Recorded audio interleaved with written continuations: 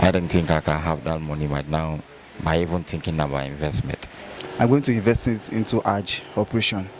If I get the loan, I'll just invest more in my perfume to make it more bigger.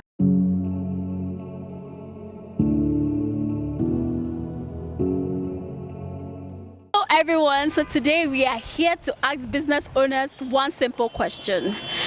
When you're given 1 million naira, which parts of your business will you invest it in? Come, let's get right into it. I'm a travel consultant, so if I'm given 1 million naira, I'm going to invest it into Hajj operation, because this is operation that we carry pilgrims to Saudi Arabia, and there are a lot to invest in. We invest in the hotel, we invest in ticketing, then we invest in other areas as well, which are the services we provide to our pilgrims. So it's a very good business for religion and for business as well. It's something we gain a lot from. For me, as my own advice, in the way of Nigeria now, I don't think I can have that money right now by even thinking about investment, because by Nigeria now, in the situation of Nigeria, no export, no import.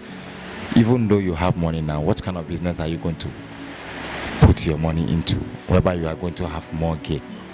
That is the first thing in the situation of Nigeria for now, because any business you invest into it now is just for loose.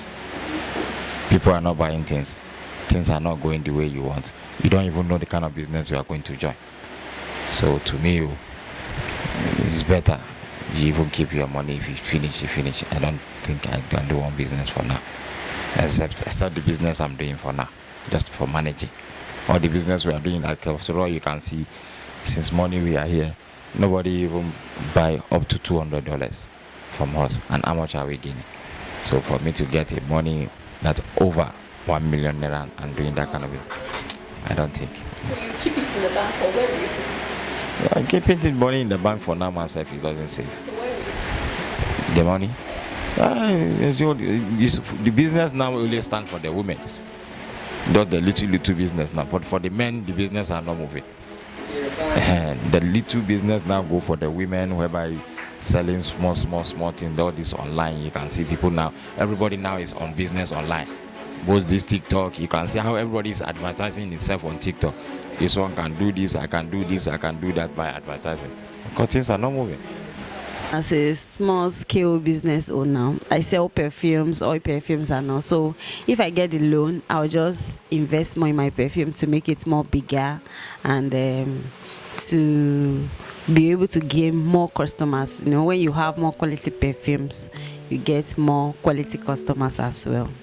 My stock, I will make sure I use it for my stock, like my rice, beans, my vegetables, things to buy in the market, so that because price does not stay, price goes up every day. I would love to buy food stuff and keep it in a stock so that I can make a lot of, because that's where the problem is. Foodstuffs always go higher and it's not coming down. So thank you. I think the hair business would be a part I want to look into, because every woman wants to be beautiful.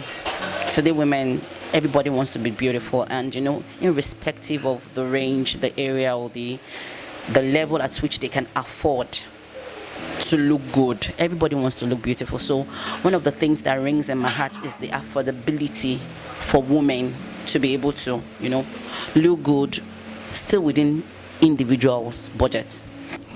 The first thing you need to understand is that government policy is a factor to SME and business entrepreneur within the country today. If you look at the policy of the government, you find out that what government is trying to do is to ensure that they control the money supply in totality. And by doing that, they discourage investors, they discourage SME, because the cost of fund today is about 35-40%. Now, if you look at that, that technically also has increased the cost of products within the country today. And that also has necessitated what we refer to as, most people are not encouraged in investing. Presently, people are encouraged in savings, and that is the policy deliberately adopted by this present government. What they are trying to do, in essence, is that they want to encourage savings so that people can bring in money into the banking industry, and they can also use that as a means of investment. For instance, now for the first time in the history of Nigeria, the treasury bill is above 20%. And what that implies is that if you are investing ₦1 million in treasury bill today, you are earning above 200,000 naira value. But if you put that into a business, the individual you are going to engage to help you in such business will also be engaging salary. So by the time you look at the overhead cost of doing business or running business in Nigeria today is too high. And the reason why that is done is a deliberate measure to control inflation. And the reason is this: if government can control money supply in every economy, there is a tendency that the government will be able to control inflation in totality. And that is the game. That is why the government is focusing on people bringing in their money. That was the time the government is also advising people that have cash at home that should bring it to the bank. What they are trying to do is to control inflation. And what the tactics is that once you have the number of money supply in the system, you'll be able to control inflation in totality. And that is why the government have thrown it open that let market dictate the prices and supply. So the demand and supply in the market today is being determined by the market. So what the policy is just trying to do, in essence, is that you want everybody to come into the market to price, to look at price determination.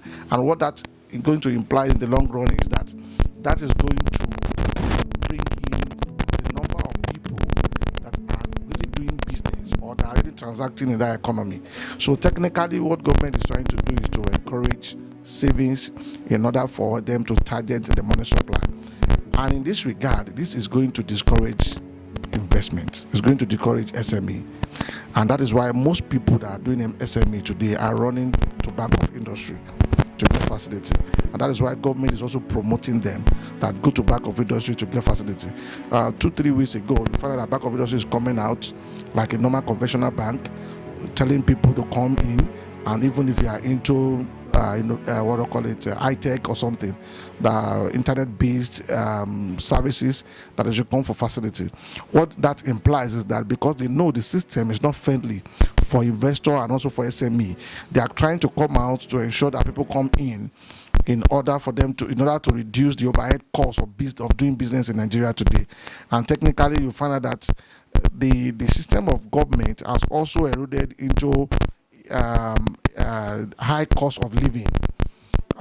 The high cost of living is high, but if you look at it logically, you find out that what the government is just trying to do is to take over the economic system with the policy that they have adopted.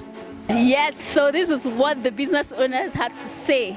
How about you? If you are given 1 million naira, which part of your business would you invest it in? Share your opinion in our comment section. I remain Busola Bamidele, reporting for Small Business Insight.